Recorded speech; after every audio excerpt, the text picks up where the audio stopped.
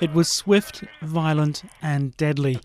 Now Israel's raid on an aid flotilla bound for Gaza is at the centre of a growing diplomatic storm.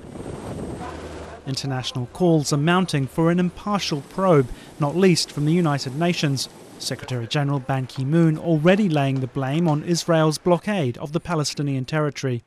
Had Israelis heeded to my call and to the calls of international community by lifting this blockade of Gaza, this tragic incident would not have happened. It would have been avoided without such tragedy. Several foreign activists were killed in Monday's raid on the multinational Freedom Flotilla. Hundreds more were arrested. Some have already been deported. They say troops fired live rounds and used electroshock weapons on unarmed passengers. But the army insists its troops were acting in self-defense, releasing this footage said to show soldiers being attacked.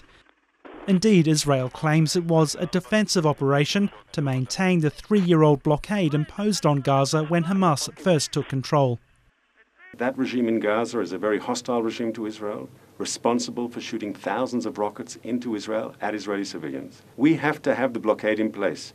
All cargo going into Gaza must be inspected. That argument, though, is holding little weight with world leaders who want their nationals released and a thorough investigation. Even the United States has hinted that the Gaza blockade should be eased. The question now is whether Israel will be willing to cooperate.